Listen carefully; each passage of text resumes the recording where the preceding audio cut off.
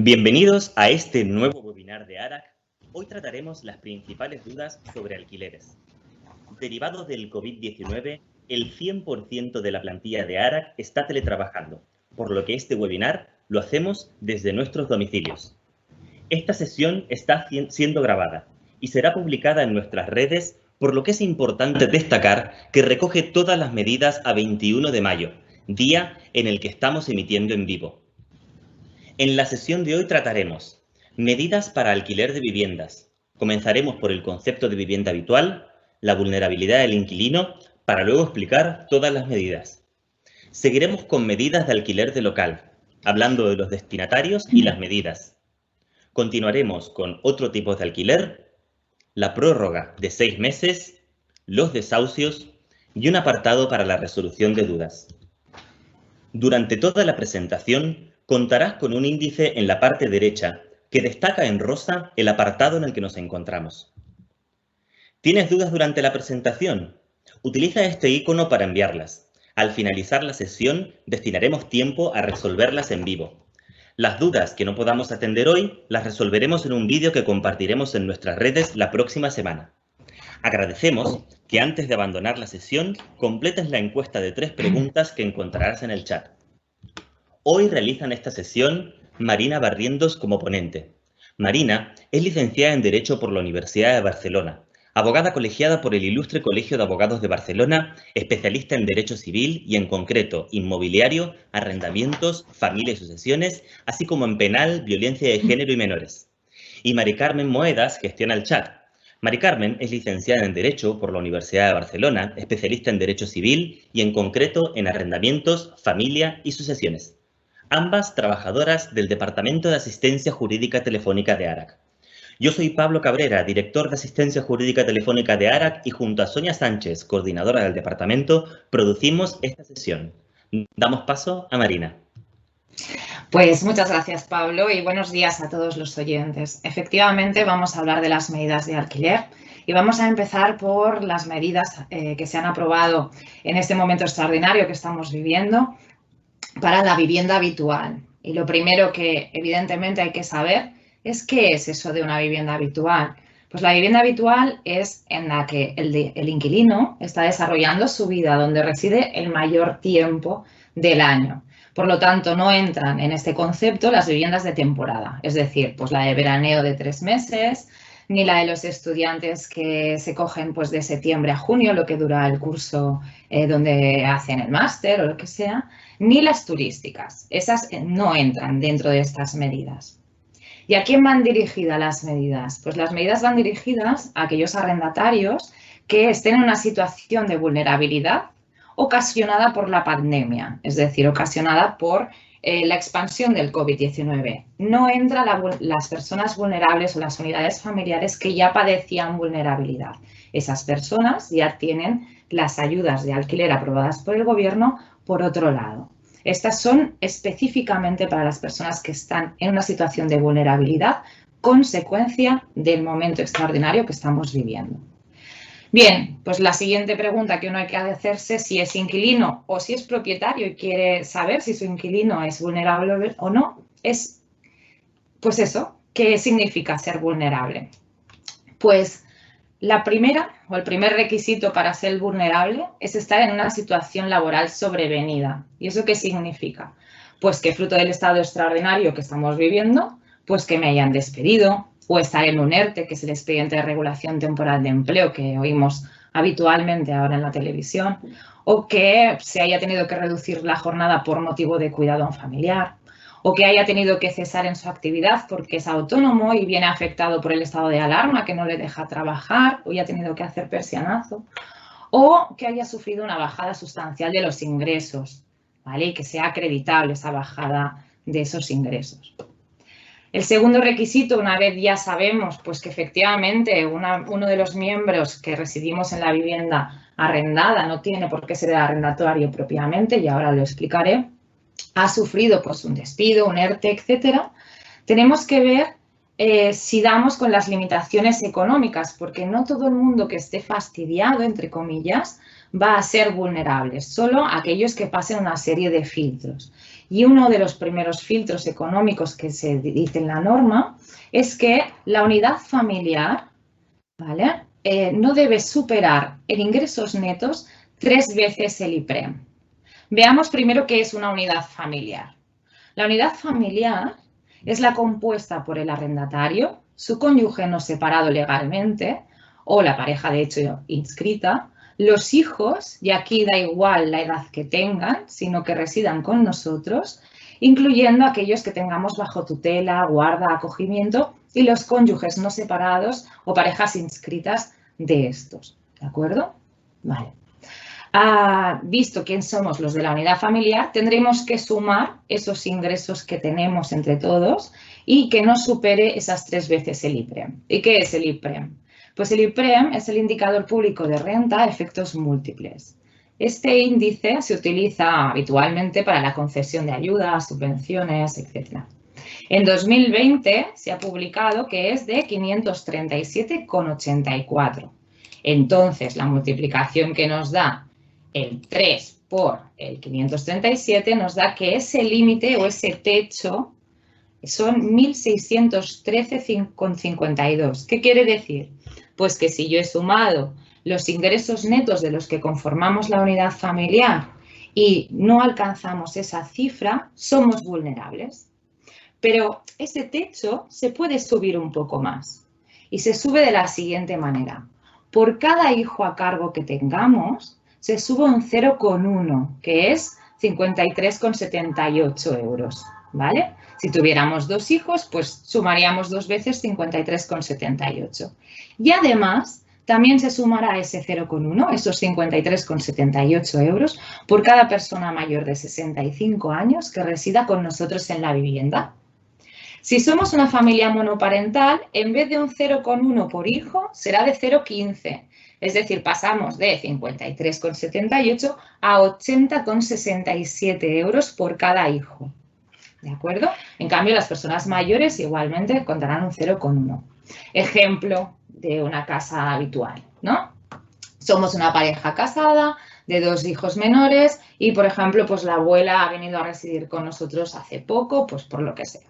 Bueno, pues entonces, nosotros no podemos superar 1.613,52. Tendremos que sumar 2 veces 53,78 por cada hijo, pero además otra vez esa cifra por la abuela.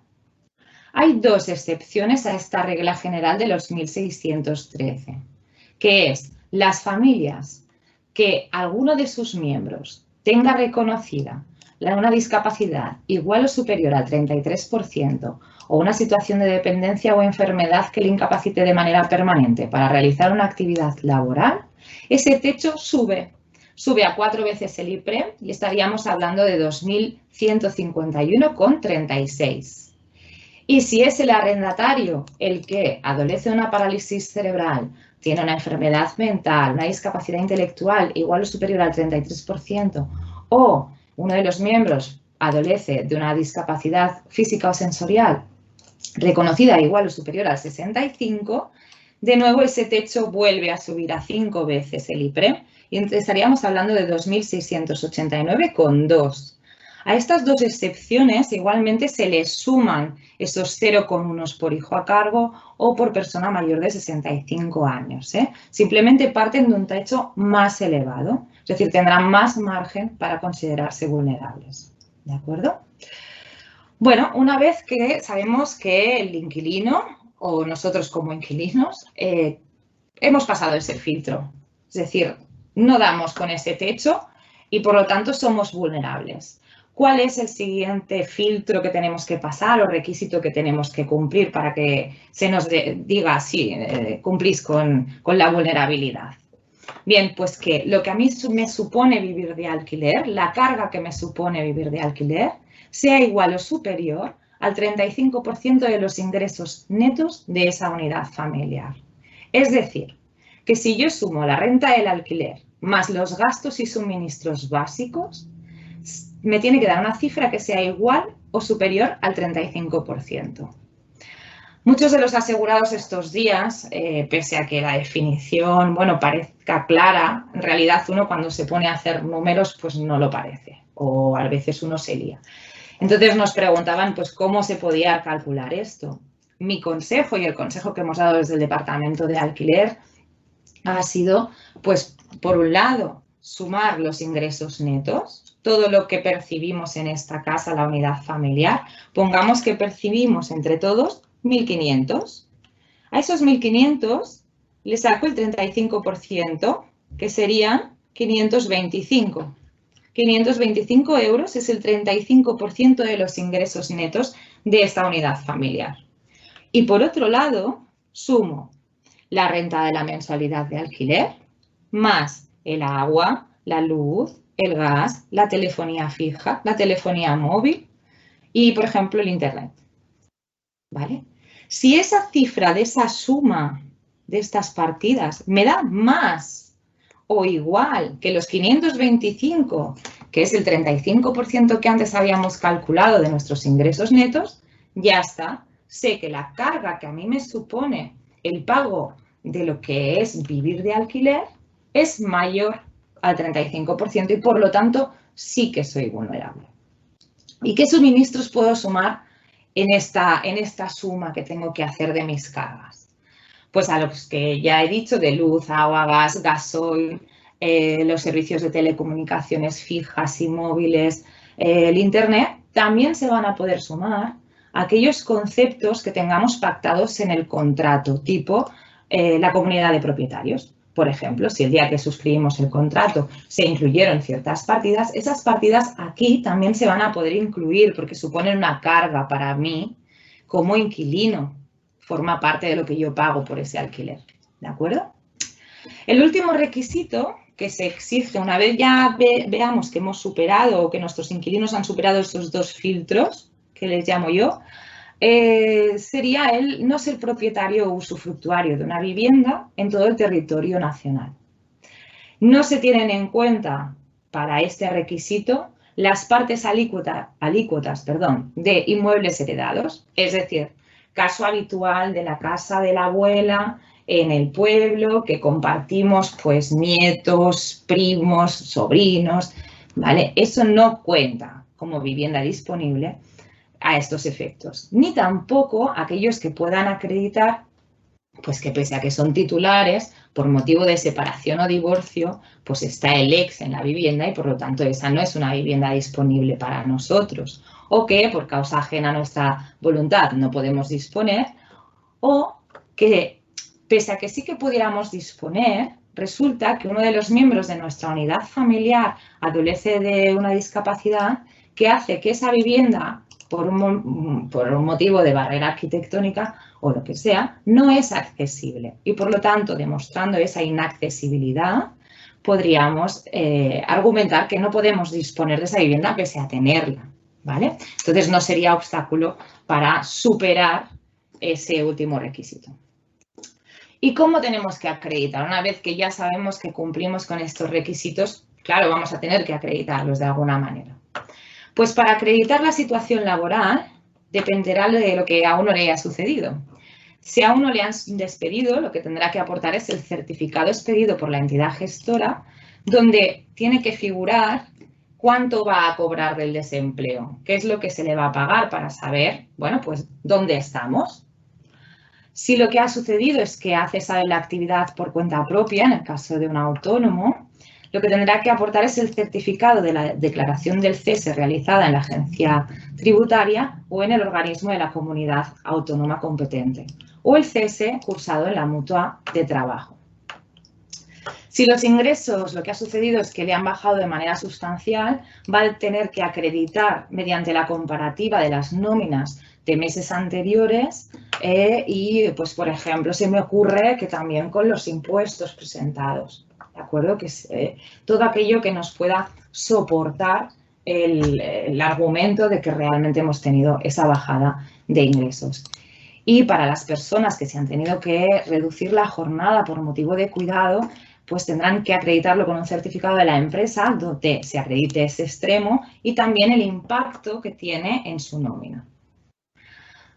Por otro lado, para acreditar quiénes somos los miembros de esta unidad familiar, pues el libro de familia, el certificado de empadronamiento de convivencia, El de convivencia es donde salen todos los que estamos empadronados en esa vivienda para no tener que ir sacando uno a uno ese certificado, ¿vale?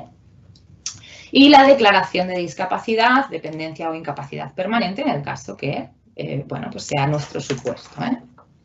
Y para acreditar que no soy titular de bienes inmuebles en todo el territorio nacional, aquí a mí se me ocurren dos vías. Una es la nota simple del registro de la propiedad, que se puede hacer online en registradores.org. Uno se da de alta como en cualquier otra página y no sé si ahora el precio está en 9 o 10 euros por cada nota simple. Se solicitan con los DNIs y sale o nos dice un certificado que no tenemos nada. O bien, otra opción es hacerlo a través del catastro. También se pide online, pero aquí se requiere un certificado digital. Si no lo tenemos, podemos solicitar el PIN 24 horas y una vez obtenemos este PIN, pues podemos sacar la certificación catastral de que no somos propietarios de viviendas o la propiedad misma va a poder ver si somos o no somos propietarios de otra vivienda. Pero tranquilidad, si carecemos de alguno de los documentos anteriores, pues porque estando en estado de alarma no los he podido sacar, pues porque no me manejo con internet, por lo que sea, tendremos que hacer una declaración responsable diciendo que sí que cumplimos con esos requisitos. Tenemos que tener claro que los cumplimos cuando lo solicitamos, porque de concedérnoslo y que luego se compruebe que no, se nos podrían reclamar daños y perjuicios. Y es importante saber que si optamos por esta declaración porque nos quedan cosas por acreditar, tenemos un mes desde que se acabe el estado de alarma para aportarlos. No es que ya no tengo que, me puedo olvidar y no tengo que aportarlo. No, no. Yo voy a tener que aportar todo esto que acabo de nombrar. Lo que pasa que, bueno, como estamos en esta situación extraordinaria, se me da ese plazo de un mes para que aquello que me falte lo pueda tramitar. Y ahora sí, entramos en las medidas que podemos solicitar. ¿Qué medidas podemos solicitar? Pues depende de quién sea mi propietario, básicamente. Si mi propietario es una empresa o una entidad pública que gestiona vivienda, o si es un gran tenedor, voy a poder exigirle que me ofrezca una medida. ¿De acuerdo? Antes de entrar en materia, quiero aclarar que es un gran tenedor, aunque seguro que muchos ya lo saben porque ha estado circulando por todas partes. Pues es toda persona física o jurídica que sea titular de más de 10 inmuebles o de 10, excluyendo garajes y trasteros, o una superficie construida de 1.500 metros. Bueno, y la pregunta habitual que nos hacen los asegurados a veces es, bueno, yo no sé si mi propietario es un gran tenedor, la verdad, sé que es una persona pues que tiene varias viviendas, pero no tengo ni idea de si llega a 10 o no.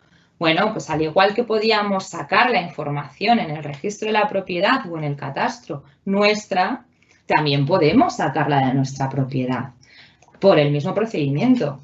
Metemos el DNI o el CIF y nos saldrá de qué son propietarios, los propietarios, valga la redundancia, de nuestro contrato. Vale. Siempre que no hayamos acordado una medida, y esto es importante, siempre, porque claro, si ya hemos acordado una medida que nos ha aliviado y que ha sido de mutuo acuerdo con la propiedad, pues ya está, ya tenemos solventado el asunto, ¿no? Ya he podido respirar económicamente. Pero si esto no fuera así, si no hemos alcanzado ningún acuerdo, vamos a poder optar por dos medidas.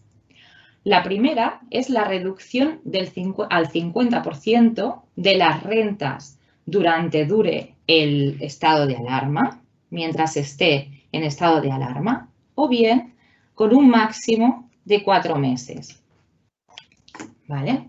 Entonces, durante ese tiempo, durante que estemos bajo el estado de alarma, esas personas no tendrían obligación del pago del 50%. Y ese otro 50% que no van a pagar, no se les va a exigir. Es una reducción, ¿vale? Que luego no se pide. El máximo de 4 meses es por si el estado de alarma pues, se alargase por el motivo que fuera para que el soporte por parte de la propiedad no fuera excesivo, ¿de acuerdo? Se puede acabar antes, obviamente. La segunda de las medidas es la moratoria de pago mientras dure este estado de alarma y como máximo otra vez durante esos 4 meses. Tenemos el tope de los 4 meses. En el caso de la moratoria, esos meses no vamos a pagar nada, no vamos a pagar, pero no se nos va a perdonar. Esos meses sí que los vamos a pagar más adelante, la propiedad sí que los va a cobrar. Se van a cobrar de manera fraccionada y sin intereses junto a las cuotas, es decir, junto a las rentas mensuales normales, ¿vale? Y el plazo que tengo para pagar estos meses que ahora no abonaré será de 3 años o mientras siga vigente el contrato. Es decir, si mi contrato pues no llega a 3 años lo que me queda, sino que es que me quedan 2 años. El propietario me va a tener que financiar ese año que yo ya no tengo contrato y a lo mejor no estoy aquí. No. Usted pagará hasta eso que le queda de contrato, hasta 2 años. Y si el inquilino se me va antes, pues hombre, se genera la deuda de que me lo pague todo, no le voy a estar financiando. Es decir, esta moratoria, los meses que no voy a pagar, los pagaré. Tengo la posibilidad de pagarlos en 3 años siempre que el contrato dure esos 3 años. Si dura menos, durante la duración. Y si me voy antes, tendré que pagar eso que ahora no he pagado, ¿eh? No tendré una financiación privada. Y un inciso, atención porque es una pregunta que me hace muchísima gente. Es el propietario quien escoge entre estas dos alternativas, no es el inquilino el que la puede imponer. Nosotros como inquilinos podemos solicitar, pero al final será la propiedad quien decidirá si optar por reducirnos al 50% las rentas durante el estado de alarma y con ese máximo de 4 meses o si aplicarnos la moratoria. No vamos a ser los inquilinos.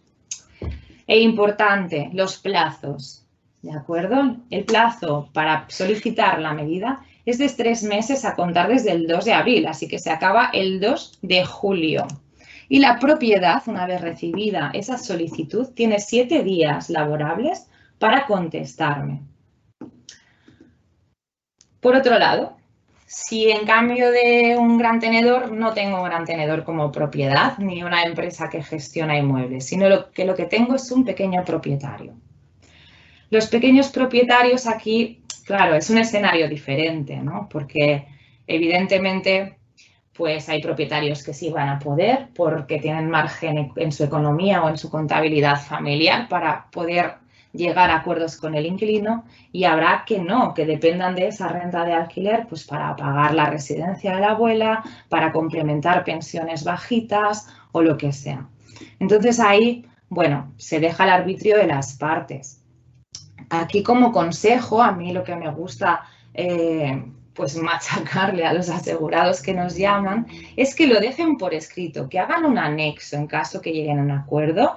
No es necesario que sea con un vocabulario jurídico, sino que sea claro, que se entienda cuál es el acuerdo que hemos adoptado, de qué se trata, cómo luego pues, se va a producir ese pago de lo que no me paga ahora y en el caso que incumpla, qué va a pasar y en el caso de que se vaya, qué va a pasar.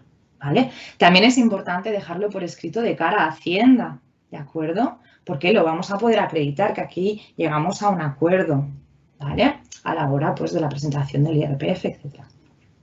De nuevo, lo que sí que tenemos obligación, aunque seamos un pequeño propietario, es de contestar en 7 días, ¿vale? En 7 días a esa petición del inquilino, aunque nuestra respuesta sea pues que, hombre, pues en que empatizo con la situación que estás pasando y que lo lamento mucho, pero que no puedo atender esa petición de otorgarte una medida, ni de financiártela, ni de moratoria, ni de nada, porque pues por mi economía no lo puedo atender. Pero hay que contestar, ¿vale? Por otro lado, tenemos las ayudas que ha aprobado el Gobierno. Y estas ayudas, pues son 2.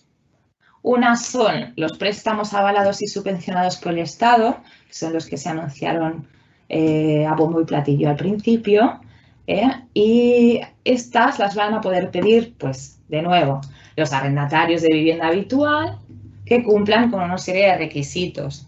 Bueno, los requisitos que ya teníamos para la vulnerabilidad, en el sentido de que tienen que estar sufriendo una situación laboral sobrevenida, es decir, desempleo, ERTE, reducción de jornada, cese de actividad si soy un autónomo, fruto de la expansión del COVID-19, y los límites económicos. Pero aquí es importante saber que el límite económico de los ingresos netos por unidad familiar que me ponen como techo ya no son aquellos 1.613, sino que aquí son 5 veces el IPREM.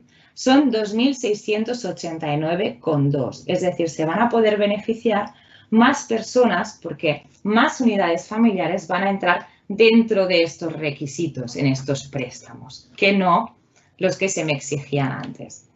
Y de nuevo, el requisito de que la carga familiar que me supone vivir de alquiler, es decir, la suma de la renta del alquiler más los gastos y suministros básicos, luz, agua, gas, etcétera, sea igual o superior al 35% de lo que ingreso como unidad familiar, ¿vale? Detalles a tener en cuenta en cuanto a la solicitud de estos préstamos. Si somos más de un arrendatario, es decir, si compartimos piso, ¿vale? Pues estos préstamos los tenemos que pedir todos los inquilinos, todos los arrendatarios, y responderemos solidariamente. No lo puede pedir uno y el otro no. No, aquí todos vamos a ir a una. Y muy importante, y es una pregunta que nos entra en alquiler muchas veces, no es necesario estar al corriente de pago de las obligaciones ni de las tributarias, ni con la seguridad social, ni de subvenciones. Se puede ser moroso y solicitar este tipo de ayuda, ¿de acuerdo? A mí me parece bastante lógico en el sentido de pues, que ya puede haber unidades familiares que por el motivo que sea, pues son deudores pues con Hacienda o lo que sea, porque ya venían de pasar un mal momento y además han tenido pues otro tropiezo más derivado de esta situación extraordinaria, ¿no? Además, pues les han despedido o lo que sea. Pues si cumplen con todos los requisitos que antes hemos explicado, pese a ser morosos, van a poder acceder a esta ayuda. Bueno, ¿y dónde se piden? ¿Dónde se piden estos préstamos? Pues se piden en las entidades de crédito, las que hayan firmado el convenio con el Ministerio, ¿vale? Y se gestionan con colaboración del Instituto de Crédito Oficial. Por eso le llaman los préstamos ICO para alquiler, ¿vale? Hay un modelo de solicitud que se presentó en el anexo primero de la orden 378 del 2020, pero en cualquier caso las entidades bancarias lo tienen a disposición o deberán tenerlo a disposición, ¿de acuerdo? Así que por eso no hay que preocuparse. ¿Qué características tienen estos préstamos? Pues que son a interés cero y sin gastos. Y que son finalistas, es decir, el dinero que me van a dar es exclusivamente para el pago de la renta del alquiler, de la vivienda habitual. No lo puedo destinar a otra cosa. Las condiciones. Bueno, pues se formaliza un contrato de préstamo como haríamos cualquier otro contrato de préstamo en el banco. La cuantía puede ser hasta un 100% del importe de 6 mensualidades de renta. Pero es hasta, puede ser de menos, puede ser que no necesitemos el 100%, ¿de acuerdo? Por lo tanto, si son hasta el 100% del importe de 6 mensualidades de renta y con un límite de 900 euros al mes. Aquellas rentas de alquiler que sean superiores, obviamente no se verán sufragadas en el 100%, porque hay un límite de 900 euros mensuales durante 6 meses. Así que la totalidad del dinero que posiblemente me van a poder dejar es de 5.400 euros. Esos 6 meses pueden contarse a partir del 1 de abril, es decir, puede ser que yo que no he podido sufragar abril obtenga esta mensualidad para pagar o bueno, mi propietario la obtenga. ¿Y cómo voy a devolver este préstamo? ¿Cómo se devuelve este préstamo? ¿Cuál es la amortización? Pues la amortización es hasta de 6 años. El primer plazo que tengo para devolver, el primer tramo que me dejan son de 6 años, ¿vale? Con carencia de 6 meses iniciales. Bueno, parece lógico, ¿no? Si me van a dar 6 meses de renta para que estos meses los vaya pagando con el préstamo, no tendría mucho sentido que a la par que me están dando ese dinero yo tuviera que pagar el préstamo. Por lo tanto, tendré carencia de esos 6 primeros meses y después tendré esos 6 años para irlo devolviendo. ¿Vale? Esos 6 años son ampliables. Se pueden ampliar o prorrogar a 4 años más. Entonces, si yo soy inquilino, que me han dado este préstamo y me doy cuenta que yo no estoy superando esta situación y sigo siendo vulnerable, acreditando esa vulnerabilidad con todos los requisitos que antes hemos apuntado y tal vez con informe de asistencia social, voy a poder alargar 4 años más. Es decir, tendré una totalidad de 10 años para pagar esos 6 primeros meses que me dejaron con el préstamo a 0 interés, etcétera. ¿Vale? Esta solicitud de prórroga la tendré que hacer entre el tercer año y 6 meses antes de que se acabe el plazo este de los 6 primeros años. ¿Vale? Si no, ya no lo podré pedir porque se me habrá pasado el plazo. ¿Puedo cancelar o amortizar de manera anticipada? Sí, se puede cancelar, no tendrá ni costes ni gastos y sería automática. El plazo para solicitar estos préstamos finaliza el 30 de septiembre de 2020, ¿de acuerdo? Y las financieras lo tendrán que tener formalizado el 31 de octubre de 2020. Características añadidas o elementos que me gustaría resaltar. Bueno, pues que la entidad financiera no puede pedir al interesado contratar ningún producto ni servicio adicional a estos préstamos, es decir, por ejemplo, seguros, ¿vale? Y que las rentas se van a pagar directamente a la propiedad, siempre que no las haya cobrado del inquilino, ¿de acuerdo? Incluso pueden ser retroactivas al 1 de abril. De otro lado, las otras ayudas del gobierno, el segundo paquete, por así decirlo, que son las que se incorporan al programa de ayuda del Plan Estatal de Vivienda. ¿Quién las puede solicitar? Aquí cambia un poco quién es el que la puede solicitar, ¿de acuerdo? Siguen siendo las unidades familiares que estén en una situación de vulnerabilidad económica y social derivada de la situación actual, ¿vale? Tenemos que pasar por una situación sobrevenida laboral, que antes apuntábamos.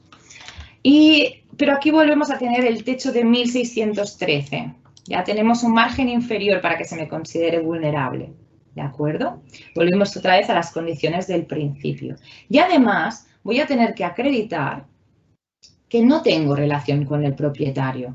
No soy pariente consanguíneo en primer ni en segundo grado. No soy socio. No participo de ninguna de las sociedades suyas. Es decir, no tengo nada que ver con mi propiedad. ¿De acuerdo? Para que me las concedan.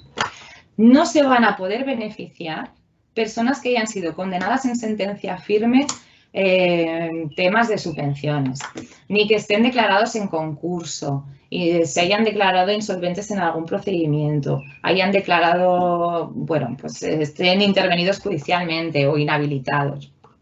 Tampoco los que, bueno, pues sean incompatibles por el cargo que ocupan, ¿de acuerdo? Y aquí, a diferencia de los préstamos avalados por el Estado, no se van a poder beneficiar las personas que no estén al corriente del pago de seguridad social, de obligaciones tributarias o de subvenciones.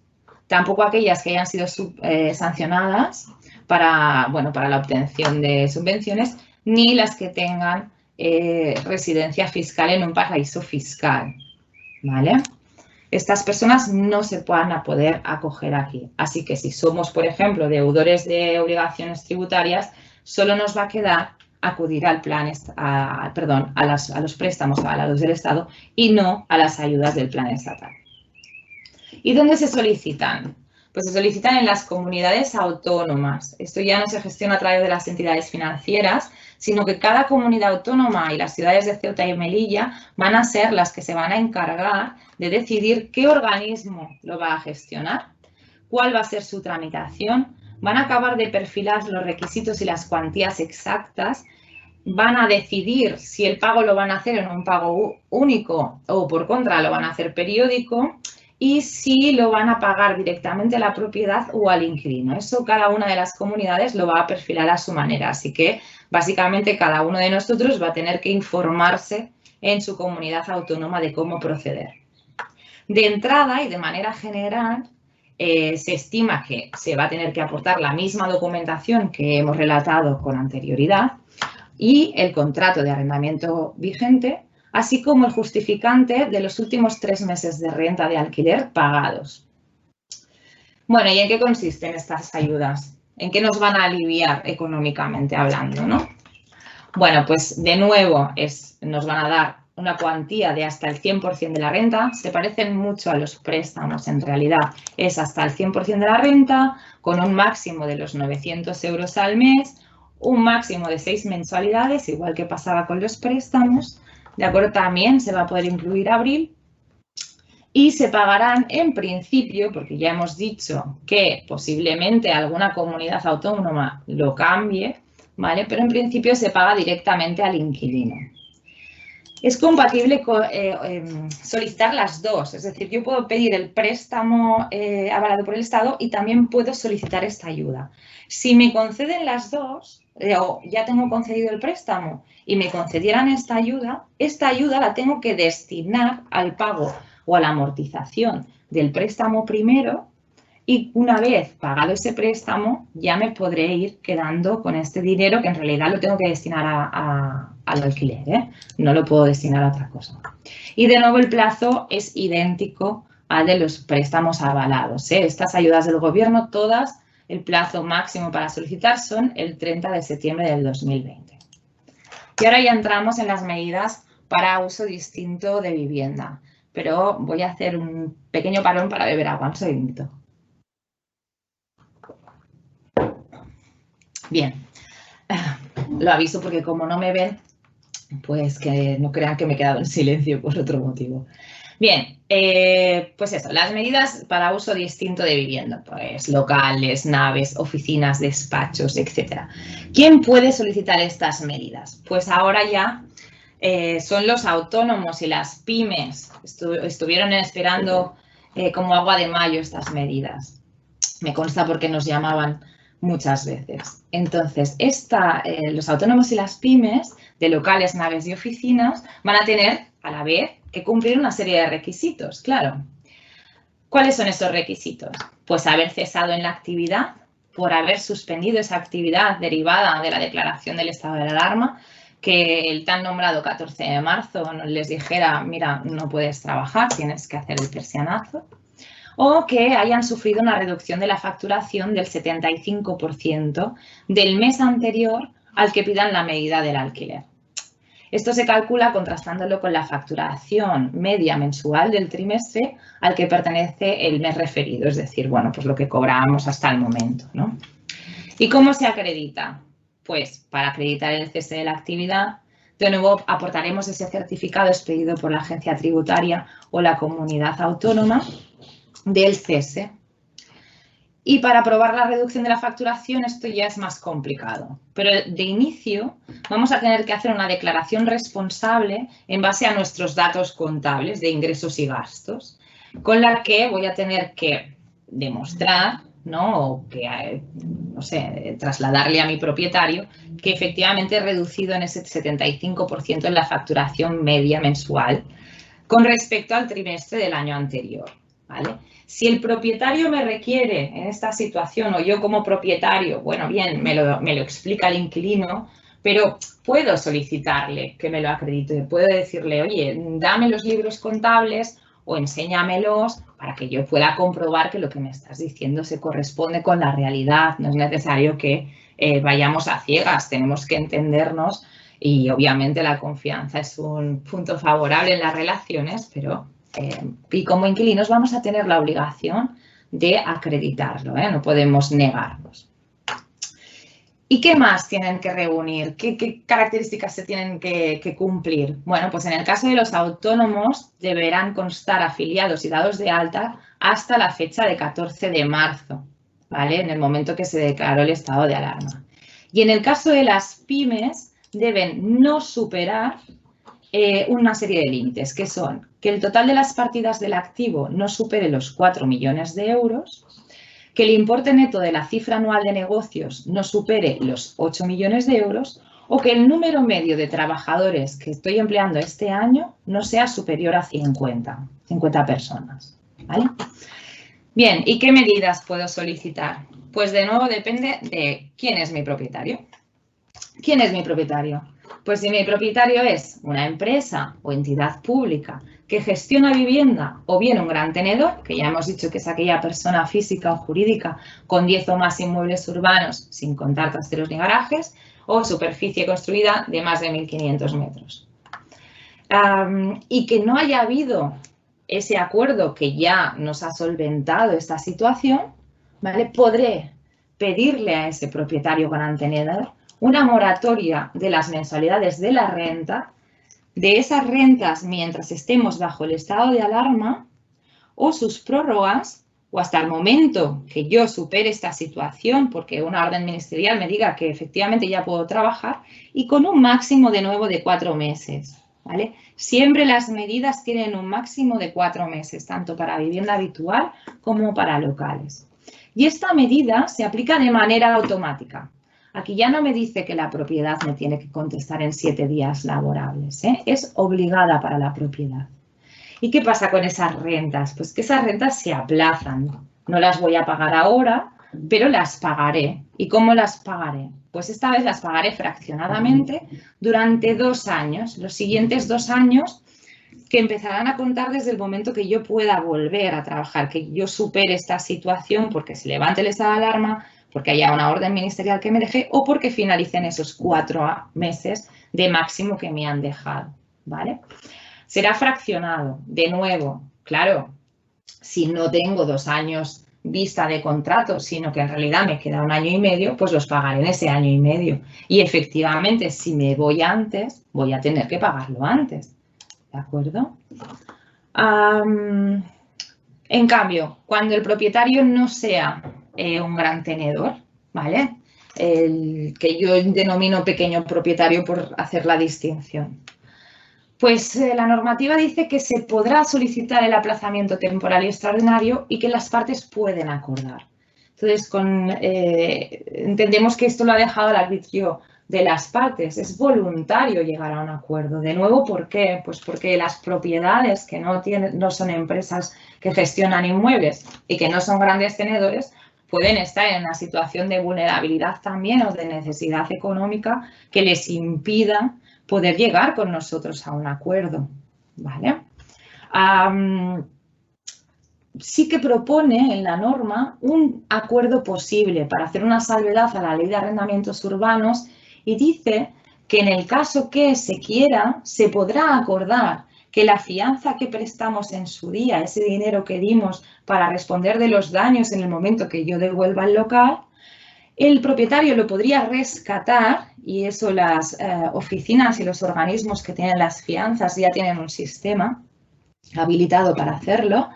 Los propietarios, como digo, podrían rescatar ese dinero y destinarlo al pago de estas mensualidades que ahora no están cobrando porque yo, inquilino, no le puedo pagar, y el inquilino va a tener que reponer esa cantidad en el año siguiente a que hayamos acordado esto. Es decir, que hayamos dejado claro pues que pues que las partes acordamos que vamos a coger la fianza, la vamos a destinar a esto. A partir de ese momento cuenta 1 año para que el inquilino devuelva esa mensualidad.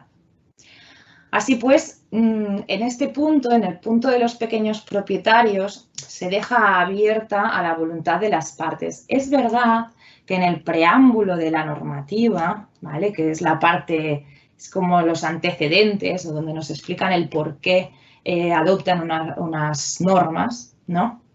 Se alude a la tan nombrada estos días por internet cláusula rebus sic stantibus. Y esta cláusula, que traducido es, bueno, pues que cuando se da una situación sobrevenida que hace que en un contrato las partes se desequilibren y que una de las partes pueda estar muy perjudicada, ¿vale?, se puedan modificar o modular las consecuencias de los contratos, ¿vale? Entonces, puede ser, pero solo es una posibilidad porque no tenemos a los jueces ni los tribunales habilitados porque están suspendidos o trabajando solo para materias urgentes y no sabemos lo que van a opinar porque tampoco tenemos sentencias con antecedentes en situaciones de pandemia porque esto es nuevo para todos. No sabemos en cómo se va a hilar o qué posibilidad hay de que a lo mejor moderen situaciones que se pueden dar. Por ejemplo, si yo como inquilino le pido a mi propietario, que es pequeño propietario, una medida y ese propietario me dice que no, pues porque no puede, por ejemplo, ¿vale? Y yo como inquilino pues me veo forzado a la resolución del contrato porque es que no lo voy a poder soportar económicamente y sé que me voy a ir a la quiebra. Bueno, en ese contrato posiblemente me ponga pues que yo tengo que hacer un preaviso y que la penalización a lo mejor es cobrarme todas las rentas que me quedan o lo que sea. Puede ser que en un litigio veamos cómo se moderan esas penalizaciones o esas exigencias contractuales diciendo que, bueno, que sí que es verdad que tenemos que preavisar, pero que a lo mejor en esta situación pues no le podemos penalizar al 100% o que a lo mejor en esta situación cobrarle el 100% de las rentas que le restan por cumplir del contrato pueda ser excesivo. Pero aquí ya entramos en que cada caso es un mundo y que no sabemos en realidad cómo se va a aplicar esta cláusula, ¿eh? Así que cualquier intento yo sería cauta en la interpretación. Y el plazo para solicitar estas medidas finaliza el 23 de mayo, ¿vale? Aquí voy a entrar en los alquileres de temporada y me río porque la verdad es que estos alquileres de temporada se han quedado fuera de las medidas. No hay medidas específicas que se hayan aprobado en esta situación extraordinaria que estamos viviendo. Bueno, estos alquileres de temporada, pues básicamente son o los de veraneo, los turísticos, pero también entran aquellas viviendas, sobre todo de estudiantes, que, bueno, pues que cogemos para un periodo muy concreto porque nos coincide con los estudios, ¿no? Bueno, pues al no tener una regulación específica del asunto, tenemos que ir a lo que ya teníamos. Bueno, pues ¿y qué teníamos? Pues los alquileres de temporada, tenemos los contratos, tenemos que ir a ver el contrato, que al final es lo que rige nuestra relación inquilino-propietario y lo que nos dice cómo tenemos que actuar, si podemos salirnos del contrato, si se tiene que preavisar, si en cambio la penalización será que me van a cobrar todo el año y a la legislación vigente, al Código Civil, ¿vale? Entonces, de entrada se tienen que cumplir estos contratos en sus términos, ¿vale? ¿Por qué digo de entrada?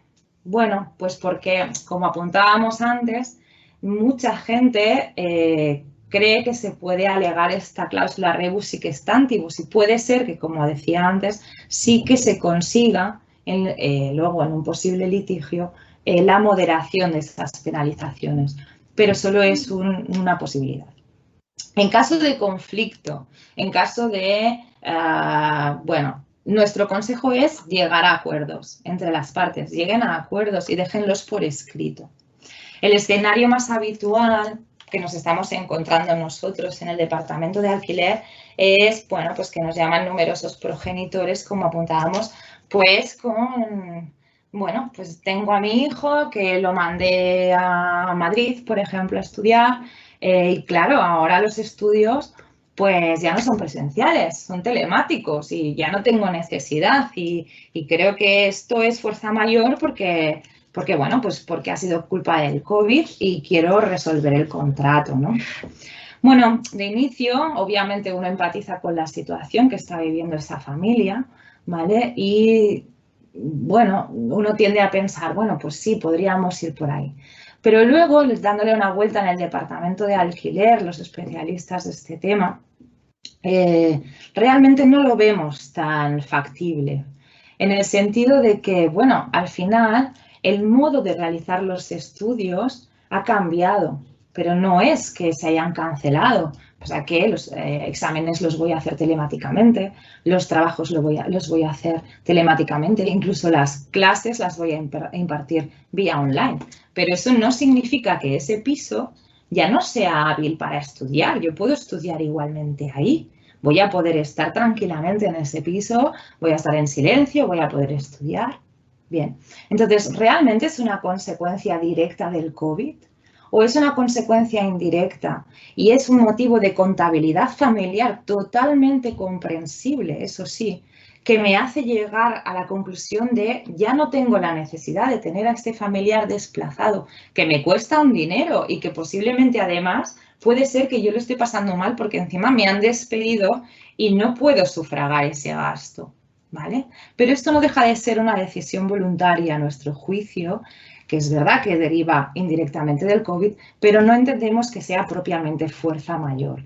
Y por lo tanto, ojo con esas resoluciones directas. Intenten llegar a acuerdos. También tienen que empatizar. Obviamente yo empatizo con esos progenitores, pero también empatizo con todos aquellos propietarios que nos llaman y nos dicen que, bueno, claro, que ellos tienen unos gastos, que están dispuestos a llegar a acuerdos, pero que desde luego de no poder sufragar esos gastos, ellos también van a estar en un problema. Así que el consejo es que lleguen a acuerdos, ¿de acuerdo? Especial mención vamos a hacer ahora a la prórroga extraordinaria de los 6 meses en los contratos de alquiler que finalizan en estos días. A ver, se ha estipulado o se ha aprobado la posibilidad de prorrogar nuestros contratos durante y hasta 6 meses. No significa que tenga que ser forzosamente la prórroga de 6 meses, pero que la podemos pedir de 6 meses, también la podemos pedir de 3 o de 2, ¿vale? La podemos acordar con la propiedad, pero si no hay acuerdo es verdad que le voy a poder pedir 6 meses, ¿vale? ¿Y en qué situaciones puedo solicitarlo? Pues cuando mi contrato vaya a finalizar mientras está el estado de alarma o los 2 meses siguientes a que se haya levantado ese estado de alarma, ¿de acuerdo? Entonces, ¿cómo opera esta prórroga? ¿Es automática? Pues no. El inquilino es quien tiene que solicitarla. Si no la solicita, bueno, yo entendería que es que no la necesita. La normativa dice que el inquilino la tiene que solicitar. Es verdad que la propiedad debe de aceptarla a no ser que lleguen a un acuerdo diferente. Por ejemplo, el inquilino me propone 6 meses y yo le argumento que, bueno, que a ver si podemos dejarlo en 4 y lo dejamos por escrito porque es que yo tengo un hijo, pues que a lo mejor le han despedido y que necesita ir a esa vivienda que es mía, no lo sé. Pero si no llegan a ningún acuerdo, es verdad que la normativa dice que deberá de aceptar esa prórroga de 6 meses el propietario.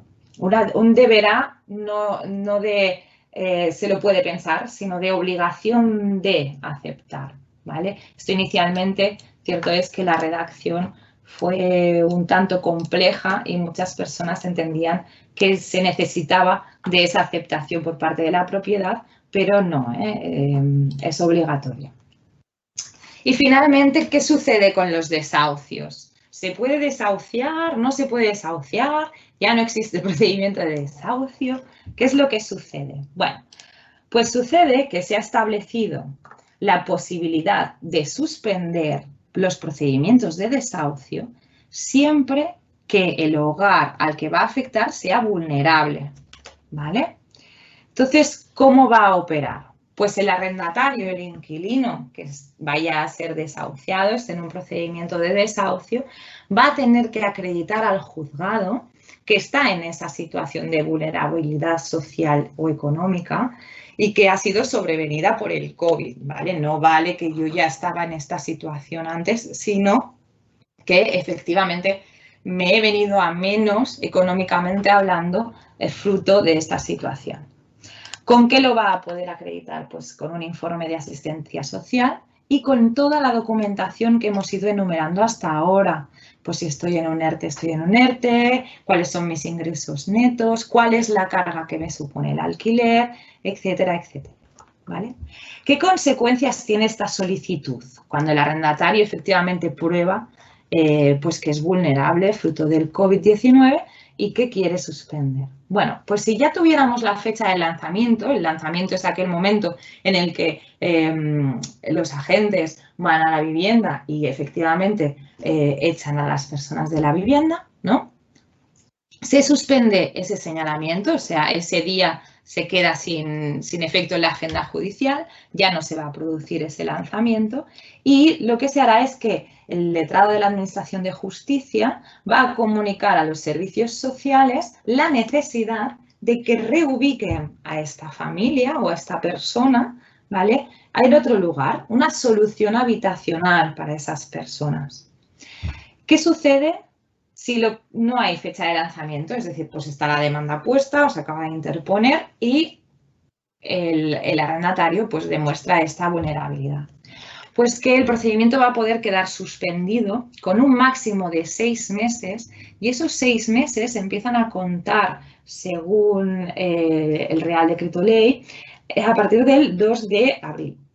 Es decir, que la suspensión duraría hasta el 2 de octubre, mientras no se modifique más adelante. ¿Y para qué es esa suspensión? Pues de nuevo es para que servicios sociales elabore un informe de qué es lo que esa unidad familiar necesita, porque a lo mejor no necesita una solución habitacional, sino que es que no han tramitado una ayuda que existe o lo que sea. Bueno, pues esa asistencia social, los servicios sociales, lo que va a hacer es un informe, va a proponer al juzgado cuánto tiempo va a necesitar para solventar esa situación y será ese tiempo que va a estar suspendido. No es necesario que se agoten esos 6 meses, pero bueno, veremos a ver si hay un alud de peticiones que hace que servicios sociales puede ser que se colapse en ese sentido, ¿eh? ¿Y qué sucede si estoy en un procedimiento? Porque esto también, bueno, yo lo agradecí cuando leí la normativa. Si el propietario que está instando ese desahucio porque quiere recuperar la vivienda también se encuentra en una situación de vulnerabilidad, también lo está pasando muy mal. También a consecuencia del COVID, pues no sé, estoy en un ERTE, ya no puedo pagar el piso donde estoy y quiero regresar a esa vivienda que además tampoco me está entrando la renta de alquiler, ¿no? Estoy en una situación de vulnerabilidad. Pues ese propietario va a poder acreditar también al juzgado su situación para que se tenga en cuenta, por parte de servicios sociales a la hora de hacer ese informe, ¿no? A la hora de decir, bueno, pues tengo que hacer una actuación con respecto al inquilino, teniendo en cuenta la situación de la propiedad y también dándole una buena solución. A lo mejor, pues, tratándolo con mayor urgencia, puesto que cuanto menos tiempo tardemos, antes se aliviará la situación de la propiedad o cualquier otra. ¿De acuerdo? Y bueno, con esto acabo la charla de alquiler. Espero haber resuelto algunas de las dudas que ya se tuvieran. Seguro que se han generado otras al escucharme. Y como os ha comentado Pablo al principio, ahora se dará paso de esas preguntas que nos hayáis lanzado al chat para que se vayan resolviendo. Gracias. Muchísimas gracias, Marina, por toda la información que nos has dado. Hemos recibido muchas dudas durante la sesión y Mari Carmen nos las resolverá en un momento. Os recuerdo que tanto al inicio como al final del chat tenéis el link para contestarnos 3 preguntas sobre esta sesión, que os agradecemos que las contestéis antes de darle al botón de abandonar la sesión. Comenzamos con la resolución de dudas. Mari Carmen, ¿te parece? Sí, buenos días, Pablo. Vamos a resolver algunas de ellas. Buenos días. Tenemos a Rita en la primera pregunta que hemos destacado. Rita nos dice, tengo arrendada una vivienda, la cual el contrato finalizó el 18 de abril. No quería renovar el contrato de 3 meses, pues solo realizó el primer pago y la fianza. Mi pregunta es la siguiente, ¿cómo puedo hacer para que me devuelva el piso? Le comuniqué que debido al coronavirus lo necesito para que se instale mi hija. ¿Qué le contestamos a Rita, Mari Carmen? Hola Rita, gracias por tu pregunta. Por lo que veo es un contrato de temporada, solamente de 3 meses. En este caso puedes proceder a extinguir ese contrato de alquiler. Le tendrías que haber notificado la resolución. El problema es que si no ha querido abandonar la vivienda, vamos a tener que ir a un procedimiento judicial cuando sea posible. Las demandas se están presentando, pero la Administración de Justicia tiene todo parado. Hasta el 4 de junio, que ahora ya se van a reanudar los procedimientos, vamos a tener que esperar. En el caso de las viviendas de temporada, no es necesario alegar causa de necesidad. Si fuera una vivienda habitual, sí que tendríamos que alegar causa de necesidad propia o de un familiar hasta primer grado. En este caso no es necesario. La siguiente pregunta nos dice, ¿cuánto tiempo se aconseja mantener esta bajada de renta? ¿Hasta que finalice el estado de alarma o a partir de junio seguir ya con la renta normal? Bueno, aquí es que depende un poco de ante qué escenario estamos situados. Si estamos ante un pequeño propietario que no es un gran tenedor y estamos hablando de una vivienda, evidentemente, como que no está obligado por ley a llegar a ningún acuerdo, ya es algo privado entre las partes. Por lo tanto, pueden pactar lo que quieran. Si estamos hablando de un gran tenedor, como nos ha comentado Marina, pues entonces la normativa ya establece que hay la opción de la reducción de la renta o de la moratoria hasta 4 meses. Entonces dependerá un poco del escenario ante el cual estemos. Perfecto. Por otro lado, también nos pregunta la misma persona que envió la pregunta anterior, respecto a los alquileres de locales comerciales pequeños, ¿qué consejo dan de negociaciones en la renta mensual? Claro, los grandes tenedores tienen esa obligación. En el caso de que sea un pequeño propietario, pues no existe esa obligación. Se puede acordar cualquier tipo de aplazamiento en el pago y lo que también la ley dispone es la posibilidad de coger la fianza para pagar esas cantidades de renta. Y eso sí, el inquilino tendrá la obligación de reponerlo en el plazo de un año. Este sería uno de los casos más habituales que se están planteando como solución para llegar a esos acuerdos. Vale, ahora hablábamos de la fianza en el caso de alquiler de local y la próxima pregunta nos plantea, ¿se puede utilizar la fianza como pago del último mes de alquiler durante el estado de alarma al dejar una vivienda? Gracias.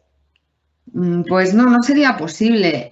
La fianza es una garantía para cuando acabe el contrato de alquiler. El pago de la renta lo tenemos que hacer hasta la finalización del contrato. Sí que podemos acceder a llegar a un acuerdo con el propietario, pero es algo totalmente privado. La normativa no lo prevé, no se ha regulado para el caso de las viviendas. La siguiente pregunta nos dice, ¿qué ocurre con la obligación de ingreso del IVA de los locales en contratos con moratoria del pago de los alquileres o suspensión de su abono acogiéndose al Real Decreto? A ver, esto ya es más un tema de fiscalidad, pero bueno, por adelantar un poco, también decir que Hacienda ha determinado que en este caso se podría hacer un acuerdo de moratoria por escrito y en ese caso Hacienda lo va a respetar. Por lo tanto, se va a eximir de esas obligaciones de ingreso respetando ese acuerdo. Curro nos plantea que las rentas pendientes de pago por parte del arrendatario previas al 14 de marzo del 2020 pueden constituir incumplimiento por parte de este y motivos de resolución del contrato de arrendamiento. Pues sí, efectivamente sería algo previo a toda la normativa que ha dictado el gobierno. Por lo tanto, se va a poder reclamar ese impago y se podría instar la acción judicial de desahucio, reclamando la resolución del contrato y la cantidad adeudada de forma acumulada. La siguiente persona nos pregunta, buenos días, tengo un propietario que su inquilino finaliza el contrato el 14 de junio del año 2020, pero sabe que está en estado de alarma y no lo puede echar de la vivienda. El propietario le ha enviado un burofax donde le comunica que no le renovará, pero sabe que como mínimo tendrá que prorrogar 6 meses. Y él quisiera saber qué pasos tiene que seguir, si tiene que hacer un nuevo contrato o si tiene que poner alguna cláusula en el contrato. Bueno, en este caso es uno de los derechos que marca el decreto que ha sacado el gobierno, el de solicitar la prórroga extraordinaria, si es un contrato que vence, como hemos comentado, en el estado de alarma o en los 2 meses siguientes. Lo que tendría que hacer en este caso es contactar con el arrendador por un medio que se pueda acreditar, por ejemplo, un burofax, un telegrama, indicando que solicita esa prórroga y en el caso de que se haga esa prórroga, simplemente se podría hacer un anexo indicando que como consecuencia del estado de alarma se ha prorrogado ese contrato 6 meses. Muy importante tener en cuenta que no le pueden modificar las condiciones del contrato. Alberto de Félix nos pregunta, ¿se ha introducido en alguna disposición posterior al Real Decreto Ley 11/2020 o está prevista modificación para el uso de la fianza por parte del arrendatario en viviendas, tal como se ha hecho con los locales en el Real Decreto Ley 15/2020? Pues no se ha previsto ninguna de las normativas que han estado surgiendo. No creo que se prevea o se modifique nada al respecto. La siguiente pregunta nos dice, ¿qué pasaría en la situación de su compañera de piso? Dice, mi compañera de piso de estudiantes ha comenzado a trabajar en un hospital. Antes no trabajaba. Y ante el riesgo de contagio de COVID-19 me marcho del piso. Se lo comunico a la casera y me dice que tengo que seguir pagando hasta la finalización del contrato, junio, aunque no pueda estar viviendo en el piso por este motivo. ¿Qué acciones legales puede iniciar la casera contra mí si no le he pagado durante estos meses por este motivo? ¿Y qué opciones tengo yo? Estaríamos en un caso de un contrato de alquiler de vivienda de temporada, por lo tanto, en principio tenemos la obligación de cumplir ese contrato, salvo que haya un acuerdo por parte de la arrendadora. Si nos marchamos de la vivienda, en todo caso, pues habrá que ver qué acuerdos se pueden llegar, si por ejemplo buscamos a otro estudiante que se pueda subrogar en nuestra posición y la arrendadora lo acepta, pero no podrías desistir del contrato de alquiler y te podrían reclamar. Nos dice José, había leído que se ampliaba el requisito de ingresos a 5 veces el IPREM. ¿Es así o se mantiene en 3? El requisito de no superar 3 veces el IPREM está en la normativa para acreditar que es una persona vulnerable y también para acceder a las ayudas. Sí que es verdad que se modificó después para poder acceder a los créditos ICO. O sea, para los créditos ICO sí que van a ver que no se supere los 5 veces el IPREM. Perfecto, vamos con la siguiente. Resido en una vivienda alquilada, el contrato se firmó el 1 de julio del 2010, según la Ley 29/1994, por el plazo de un año. Transcurrido el plazo, se prorrogaba obligatoriamente para la arrendadora por plazos anuales hasta alcanzar duración mínima de 5 años, salvo que la arrendataria comunicara con 30 días de antelación su no renovación. Figura que, llegado el vencimiento del contrato transcurridos como mínimo 5 años, se prorrogaba obligatoriamente por plazos anuales hasta un máximo de 3 años, salvo que la arrendadora comunicara con un mes de antelación a la fecha de terminación de cualquiera de las anualidades su no renovación. A ver, de lo que se desprende de este contrato es que se está vulnerando el artículo 10 de la Ley 29/1994. Después de los 5 años de prórroga obligatoria, la normativa establece que si no se comunica nada por las partes, habrá una prórroga de 3 años más, pero son 3 años obligatorios para la propiedad. El inquilino sí que podría desistir en cada una de las anualidades. Pablo González nos pregunta, ¿la penalización por incumplimiento de la duración de un año en contratos anuales renovables es aplicable solo el primer año o se puede aplicar en las siguientes prórrogas? En este caso, decirte, Pablo, que el artículo 11 de la ley establece que puedes desistir a los 6 meses de contrato. Y si que lo haces antes de ese periodo, te van a poder reclamar el cumplimiento de los 6 meses y la penalización de un mes por año si está pactado. Y además decirte que se entiende que eso es aplicable también en las siguientes prórrogas, porque el contrato se va prorrogando de año en año. O sea que en cada anualidad se tendría que aplicar esta misma regla. Siguiente pregunta y nos vamos a locales, Mari Carmen. Tengo un local en propiedad arrendado como persona jurídica a una empresa que siempre ha pagado con retraso y problemas. Ahora dejó de pagar en marzo. Hemos intentado acuerdo, pero no ha sido posible. Mi pregunta es, ¿puedo iniciar la demanda de desahucio y reclamación de cantidad en el mes de junio? Pues se puede iniciar ya, o sea, la demanda de desahucio se puede presentar. Lo que ocurre es que, como sabemos, la Administración de Justicia paralizó todo y a partir del 4 de junio parece que ya se va a reactivar. JM nos consulta si en el contrato de alquiler solo figura una persona como inquilina y la unidad familiar son varios, un propietario, ¿cómo sabe cuándo le presentan una reducción de renta, moratoria, etcétera?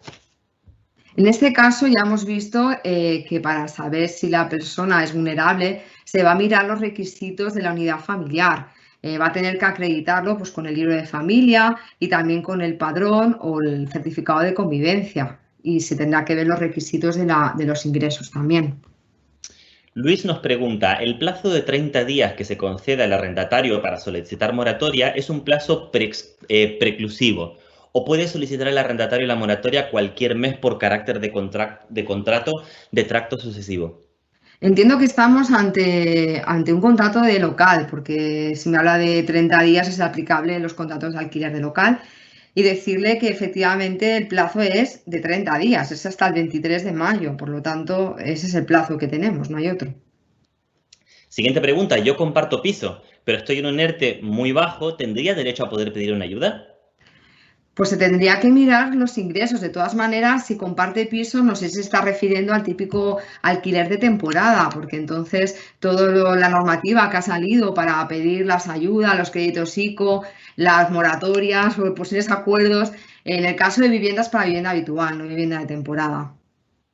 Javier nos dice, ¿qué sucede en el caso de los contratos que finalizan poco después del fin de estado de alarma, particularmente el 31 de julio, ya que como inquilinos no hemos tenido la posibilidad de buscar con tiempo otra vivienda? Bueno, aquí el decreto ha establecido que si finaliza 2 meses después de que acabe el estado de alarma, entonces se va a poder pedir una prórroga extraordinaria de los 6 meses. No sabemos hasta cuánto va a durar el estado de alarma, habrá que estar, ahora hasta el 7 de junio de momento, vamos a ver qué ocurre. La siguiente pregunta dice, en el caso de percibir ingresos irregulares cada mes, ¿cómo se podría determinar la vulnerabilidad de un inquilino? Bueno, en este caso se va a mirar el rendimiento que tiene durante el año. O sea, se puede mirar a través, por ejemplo, una declaración de renta. Genial. La siguiente pregunta va sobre los grandes tenedores. ¿Es gran tenedor un copropietario de más de 8 inmuebles o requiere ser titular único? No, la normativa establece que para ser gran tenedor tienes que tener 10 inmuebles, 10 viviendas en propiedad. Por lo tanto, da igual que tengas una parte alícuota de una propiedad, entrarías como gran tenedor. ¿Puede negarse el propietario a la reducción del 50% de las rentas? Si es un gran tenedor, entiendo que estamos hablando de una vivienda, es algo que es automático, aunque él puede elegir entre la moratoria o la reducción del 50% de la renta. Y Ángela también nos habla de esta reducción. En la reducción del 50% solo se paga el 50%, después no reclama nada más el propietario o el inquilino. Como es una de las opciones, Ángela, que hemos comentado, en esta solamente es una rebaja del 50%. La moratoria sí que implica un fraccionamiento para el pago sucesivo, pero en este caso no. Se te perdonaría ese 50%. María nos consulta, los grandes tenedores están obligados a aceptar reducción o moratoria, pero el pequeño propietario, ¿se puede negar? Sí, el pequeño propietario no estaría obligado. En este caso, si no hay acuerdo con el propietario, pues bueno, el inquilino, si cumple los requisitos de vulnerabilidad, podrá acogerse a los créditos ICO y a las ayudas para el pago del alquiler. Vanessa nos plantea la siguiente pregunta y nos dice, tengo un inmueble alquilado, se lo había alquilado por habitaciones, son refugiados políticos, no me pagan desde hace 3 meses y dicen que no dejan el piso. ¿Qué puedo hacer? Bueno, en este caso estaríamos ante un incumplimiento de contrato, por lo tanto vamos a tener que ir a la vía judicial y presentar la correspondiente demanda de desahucio. María nos pregunta, ¿préstamos avalados y subvenciones son las ayudas para pago de alquiler o son cosas distintas? Son dos cosas distintas, María. Uno es el crédito ICO, que es un préstamo que tú vas a firmar con una entidad financiera y vas a tener que devolver, pero que sin intereses y gastos, como ha comentado mi compañera. Y otros son las ayudas para el pago del alquiler, que pueden llegar hasta 900 euros. Son dos cosas diferentes, pero compatibles entre ellas. Genial, creo que vamos a tener que sacar la calculadora para la próxima, Mari Carmen, porque veo muchos números. Mi contrato de alquiler es por 800 euros, más gastos con una carga superior al 35% de ingresos. De hecho, es el 50%. Pedimos un ajuste a la propiedad y nos propuso 700 euros durante 3 meses. Nada más. Y aceptamos, pero no estamos satisfechos. ¿Hay que cumplir todas las condiciones de vulnerabilidad o con una sola se puede solicitar estas ayudas? Para las ayudas tenemos que cumplir con todos los requisitos que ha indicado mi compañera, o sea que tiene que cumplir tanto el tema de que sea persona vulnerable, para que ser persona vulnerable tiene que cumplir con el tema de los ingresos, que serían no superar 3 veces el IPREM, el tema de los gastos también que supongan 35% de la renta y luego se mira toda la unidad familiar, o sea que hay que cumplir todos los requisitos. Genial. Ángela nos pregunta, ¿pero estamos avalados por el Estado? ¿Siempre se pagan al propietario o hay posibilidad de que reciba la cuantía del inquilino y éste pagarla al propietario? No, en este caso el préstamo es para el pago directo al propietario. O sea, la normativa establece que esa cuantía la va a recibir directamente el propietario, aunque el préstamo lo va a gestionar el inquilino con la entidad bancaria, entidad financiera, acogido a la gestión de los créditos ICO. Vale, la siguiente pregunta que nos llega nos dice, un propietario con 24 pisos, pero con una superficie total construida de 1000 metros cuadrados, ¿es un gran tenedor o un pequeño propietario? En este caso ya estaría cumpliendo con los requisitos que marca la ley para ser considerado un gran tenedor, dado que tendría ya 10 pisos, que es lo que establece la normativa. Dejando aparte garajes y trasteros, ya tiene 10 pisos en propiedad. Y la última pregunta que atenderemos durante esta sesión, Mari Carmen, nos dice, en caso de usar la fianza como parte del pago, ¿a quién tiene que devolver el importe del inquilino? En este caso, el inquilino tiene la obligación de reponer esa fianza que hemos cogido como pago de la renta al propietario, para que a su vez el propietario haga la gestión correspondiente con el organismo administrativo. Perdona, Mari Carmen, que dije que era la última y nos quedan dos más en la caja de destacados. Alfredo nos dice cómo se deben realizar las comunicaciones entre propietarios e inquilinos para que sean consideradas legales y fehacientes. Lo más recomendable pues, es hacerlo mediante, por ejemplo, conducto notarial, o bien lo podemos sustituir con un burofax o un telegrama con acuse de recibo. Hemos tenido muchas consultas a lo largo de este periodo del estado de alarma, precisamente por la restricción en la movilidad. Se estaba aconsejando hacerlo por lo menos por correo electrónico, porque ante esta situación los juzgados también los podrían aceptar. Y la última pregunta, ahora sí, los contratos que acaban durante el estado de alarma que se prorrogan 6 meses más. ¿Qué hay que hacer exactamente? ¿Dónde se tiene que registrar esta prórroga? ¿Vale con un contrato privado entre arrendador y arrendatario? La prórroga extraordinaria de los 6 meses es algo que no se tiene que registrar, al igual que tampoco se registra obligatoriamente los contratos. Si es un contrato, se puede hacer un pacto particular entre arrendador y arrendatario. Lo conveniente es hacerlo mediante un anexo, si las partes ya se pueden movilizar según en la fase de escalada que estén, que a partir de la fase 1 pues no habría problema, y si no, como he comentado antes, pues por lo menos hacerlo por correo electrónico. Genial, Mari Carmen, muchísimas gracias por resolvernos todas las dudas que han salido en esta sesión y a Marina, por supuesto, por la explicación. Os recordamos que en arac.es/coronavirus encontraréis artículos escritos por nuestros abogados sobre las principales dudas derivadas del COVID-19. Os recordamos además que tanto esta sesión como el vídeo que grabaremos con las preguntas que han quedado pendientes de resolver los colgaremos en nuestras redes. Seguidnos en LinkedIn, Instagram, YouTube, Twitter y Facebook y por supuesto en arac.es. Muchísimas gracias a las más de 500 personas que han seguido esta sesión. Nos vemos en la próxima.